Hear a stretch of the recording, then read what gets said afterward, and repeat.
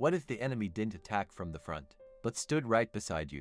In 1944, during World War II, German soldiers wore American uniforms and spoke perfect English. This is the true story of Operation Greif. Subscribe and like the video to hear more untold stories from the war. By December 1944, the Allied forces believed the war in Europe was approaching its final chapter. Paris had been liberated. German armies were retreating. Confidence spread through Allied camps that victory was only a matter of time. Then, without warning, something began to feel wrong. Behind Allied lines, road signs were quietly altered. Convoys arrived at the wrong locations. Units became separated from their commands. Orders were misunderstood, delayed, or never delivered at all.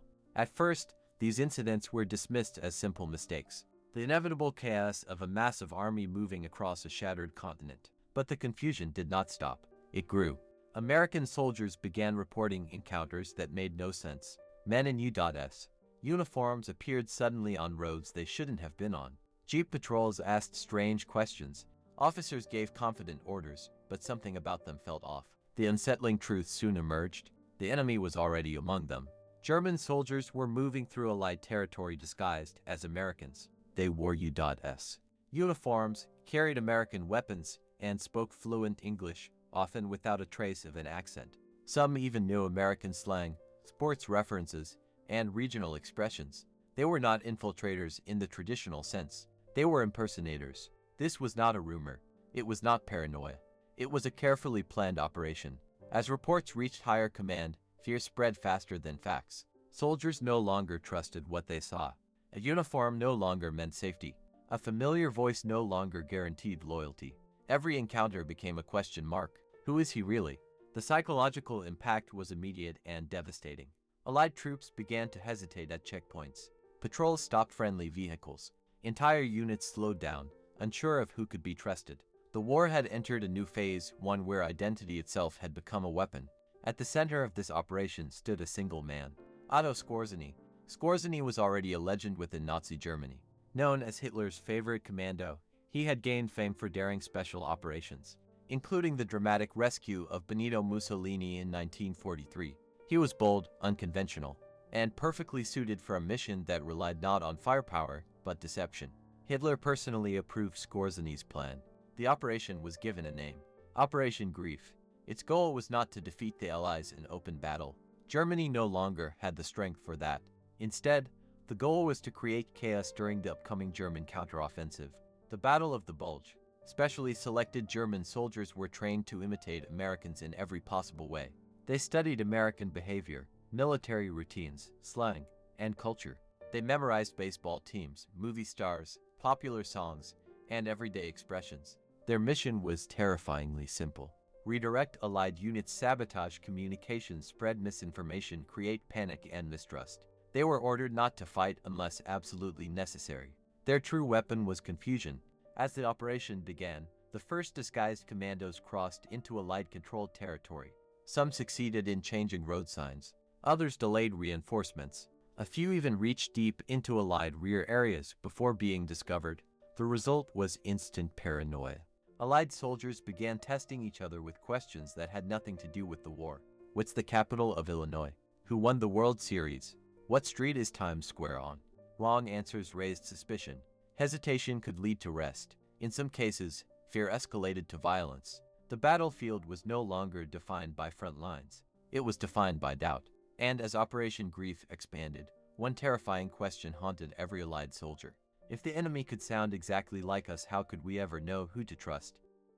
While Allied soldiers struggled to understand the strange incidents behind their lines, the truth was being assembled far away, inside the highest levels of Nazi command. What appeared to be chaos was, in fact, carefully engineered confusion. Adolf Hitler knew Germany was losing the war. The Eastern Front was collapsing, and Allied forces were pushing steadily toward the Rhine. Conventional victories were no longer possible. If Germany was to survive even a little longer, it would have to win not with strength, but with surprise. That surprise would come in December 1944.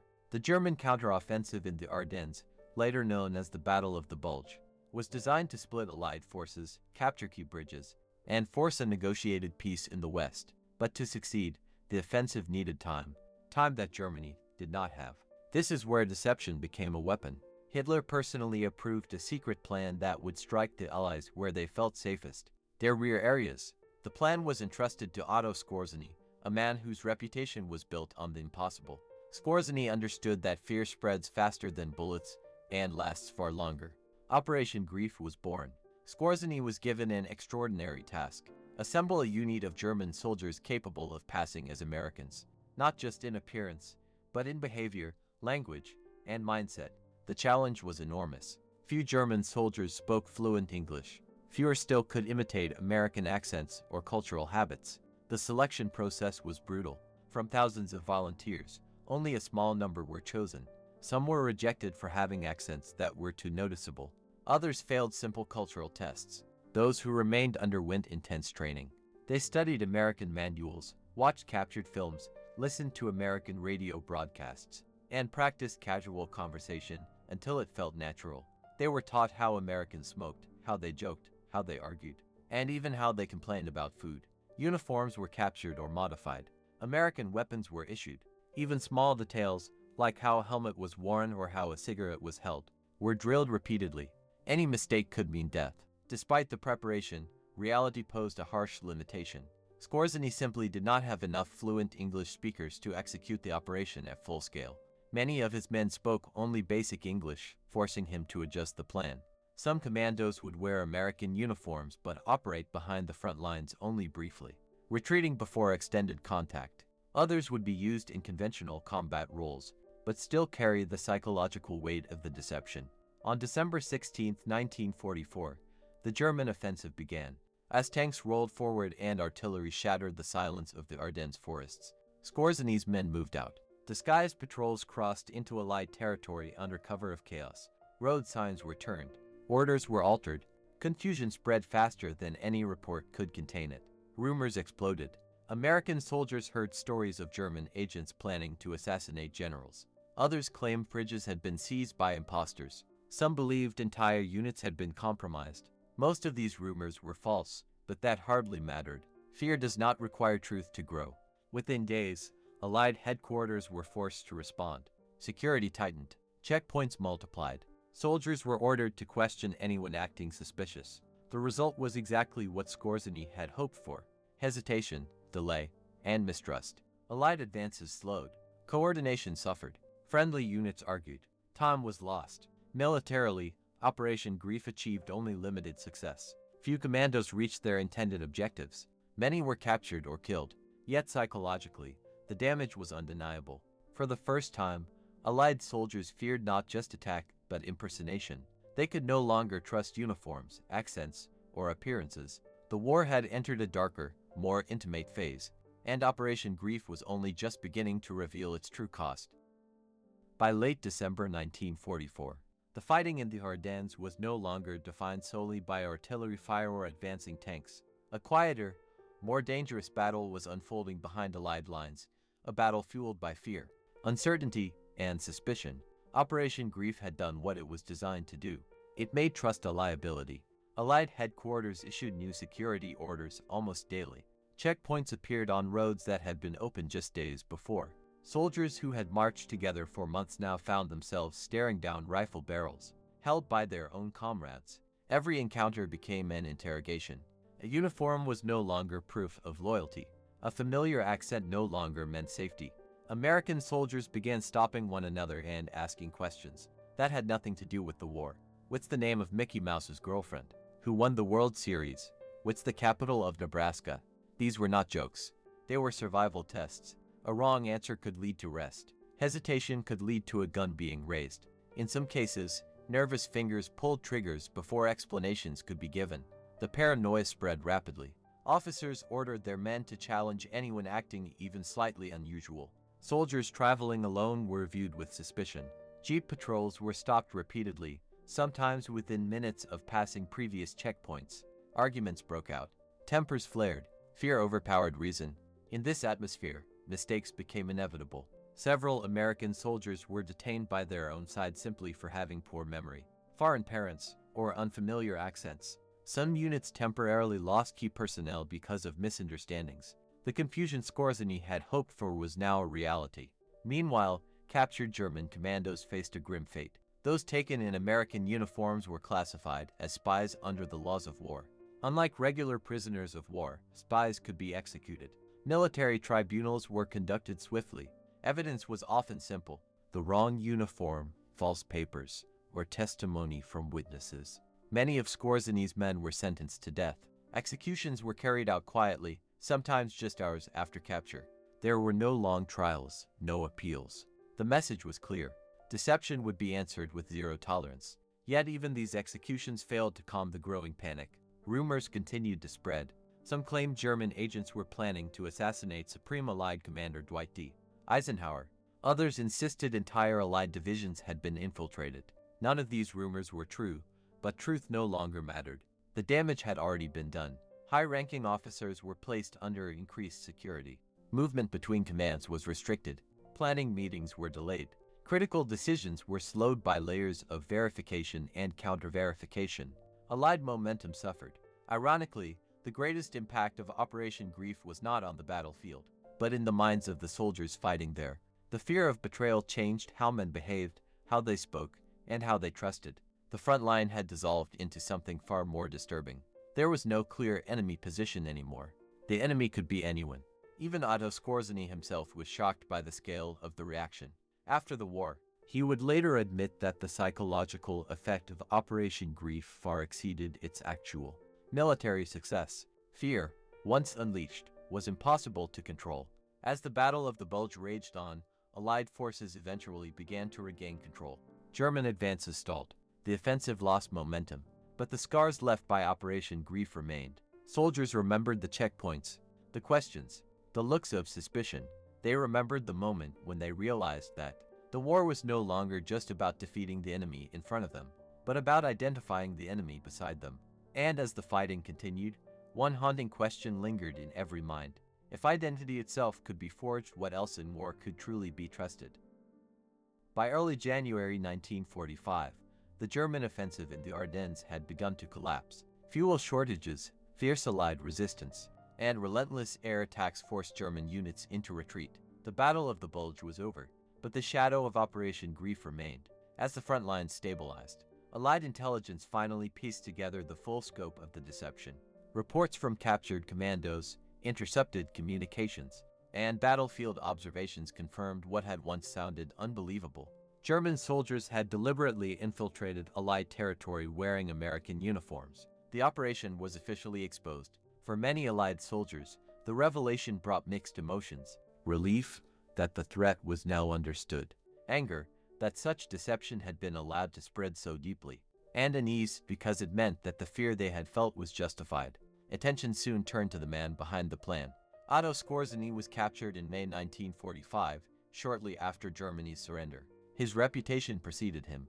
To the Allies, he was a symbol of Nazi special operations: brilliant, ruthless, and dangerous. He was brought before a military tribunal and charged with war crimes. The accusation was serious: that Skorzeny had ordered his men to fight in American uniforms, violating the laws of war. If proven guilty, he could face execution. The trial attracted international attention. Skorzeny's defense was calculated and confident. He admitted that his men had worn American uniforms, but insisted they had done so only for deception and reconnaissance, not for combat. He pointed out that Allied forces themselves had used similar tactics during the war.